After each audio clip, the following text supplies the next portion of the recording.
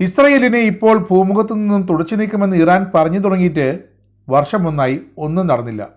അതും കാത്ത് കേരളത്തിലെ മാധ്യമങ്ങളും സമാധാനക്കാരും പരിസ്ഥിതി പ്രേമികളും കാത്തിരുന്ന് വേരിറങ്ങി. രാഷ്ട്രീയക്കാരുടെ കാര്യം പറയാതെ വയ്യ. ഇസ്രയേലിൻ്റെ പതനമാഘോഷിക്കാൻ മേടിച്ചു വെച്ച ടൺ കണക്കിന് പച്ചലഡു പൂപ്പലടിച്ച് മൊയ്തി ചാനൽ ഓഫീസുകളിലും ലീഗിൻ്റെ ഓഫീസിലും എകെജി സെൻറ്ററിലും ഇന്ദിരാഭവനിലും ഒക്കെ കെട്ടിക്കിടക്കുന്നു. കോൺഗ്രസിൻ്റെ വിദേശകാര്യ വിദഗ്ധർ തെറി വിളിക്കാൻ കാത്തിരിക്കുകയാണ്. ആരെ? നരേന്ദ്രമോദി സർക്കാരിനെ, വിദേശകാര്യമന്ത്രിയെ.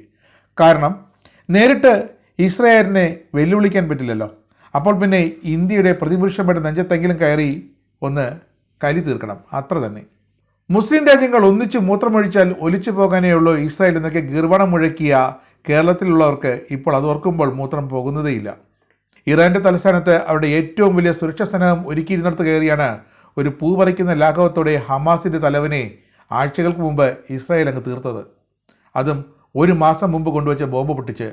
അയത്തുള്ള ഖൊമേനിക്ക് വരെ വൻ നാണക്കേടായിപ്പോയി അത്. ഇസ്രായേലിനെ ഇപ്പോൾ തീർത്തുകളയുമെന്ന് ദിവസവും തള്ളിമറിച്ചിരുന്ന ഇറാൻ്റെ മടയിൽ കയറി അങ്ങനെ ഇസ്രായേൽ പണിതു.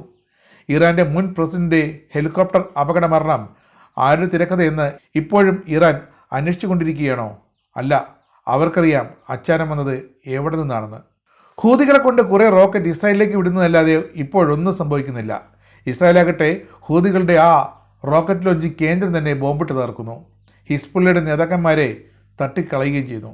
എന്നിട്ടും എന്തുകൊണ്ട് ഇറാൻ നിന്ന് തുള്ളി ഭീഷണി മുഴക്കുന്നതല്ലാതെ ഇസ്രായേലിനെ അങ്ങ് കയറി ആക്രമിക്കുന്നില്ല? അതിനാരുത്തരം തരും? അതിനാണ് നമ്മുടെ വിദേശകാര്യമന്ത്രി എസ് ജയശങ്കർ ഒരു വിശാലമായ വകുപ്പുമായി ഡൽഹിയിലിരിക്കുന്നത്. അദ്ദേഹത്തിൻ്റെ ഉത്തരം സിമ്പിളാണ്. യുദ്ധമുണ്ടായാൽ ഇറാൻ്റെ ഉള്ളിൽ തന്നെ ഒരു തിരിച്ചടി ഉണ്ടാകും, ഒരു ആഭ്യന്തര കലഹം. വിദേശ മാധ്യമങ്ങളുടെ റിപ്പോർട്ടുകൾ പ്രകാരം ഇറാൻ്റെ ആർമിയുടെ ഒരു ഭാഗം കൂറുമാറി ഇസ്രായേലിൻ്റെ പക്ഷത്തേക്ക് പോകാനും സാധ്യതയുണ്ട്. ഇസ്ലാമിക ഭരണകൂടത്തിനെതിരെ ഇറാൻ ജനത നടത്തിയ സമരങ്ങൾ, പ്രത്യേകിച്ച് സ്ത്രീകൾ നടത്തിയ സമരങ്ങൾ ലോകം മുഴുവൻ കണ്ടതാണ്. പക്ഷേ കേരളം അത് കണ്ടില്ല എന്ന് നടിച്ചു.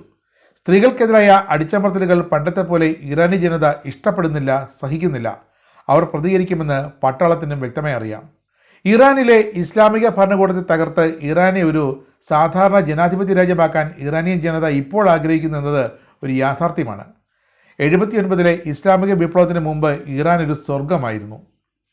2500 വർഷങ്ങൾ പഴക്കമുള്ള പേർഷ്യൻ സംസ്കാരം ലോകത്തിന് വലിയ സംഭാവന നൽകിയ ഒരിടം. സ്ത്രീകൾക്ക് എല്ലാവിധ സ്വാതന്ത്ര്യവും ഉണ്ടായിരുന്ന കാലത്തു നിന്നുമാണ് ഇസ്ലാമിക വിപ്ലവം നടത്തി സ്ത്രീകളെ അവർ കറുത്ത ചാക്കിൽ കയറ്റിയത്. ഒരു യുദ്ധമുണ്ടായാൽ ഇസ്രായേൽ മാത്രമല്ല അമേരിക്കയും കയറിയടിക്കുമെന്ന് ഉറപ്പ്. അമേരിക്കയുടെ ആക്രമണം കേന്ദ്രീകരിക്കുക ഗൾഫിലെ ഏതെങ്കിലും ഇസ്ലാമിക രാജ്യത്തു നിന്നായിരിക്കുമെന്നതാണ് രസകരമായ കാര്യം. പക്ഷേ സൗദി അറേബ്യ കൂടി ഇസ്രായേലിനും അമേരിക്കയ്ക്കും ഒപ്പം ചേർന്നാലും ഗൾഫ് ലോകം അത്ഭുതപ്പെടേണ്ട കാര്യമില്ല. യാഥാർത്ഥ്യം അതാണ്. ഇസ്രായേലാകട്ടെ ഇറാനെതിരെ ഒരു പൂർണ്ണ യുദ്ധത്തിനുള്ള എല്ലാ തയ്യാറെടുപ്പുകളും നടത്തി കാത്തിരിക്കാൻ തുടങ്ങിയിട്ട് നാളുകൾ ഏറെയായി. ഇത്രയും തള്ളിമറിച്ചിട്ടും സ്വന്തം മൂക്കിന് താഴെ ഇസ്രായേൽ കയറി അടിച്ചതിൻ്റെ നാണക്കേട് മറയ്ക്കാൻ ഇറാന് എന്തെങ്കിലും ചെയ്തേ പറ്റൂ. ഒന്നുമല്ലെങ്കിൽ കേരളത്തിലെ മാധ്യമങ്ങളെയും സമാധാനക്കാരെയും എങ്കിലും അവർക്ക് തൃപ്തിപ്പെടുത്തണ്ടേ?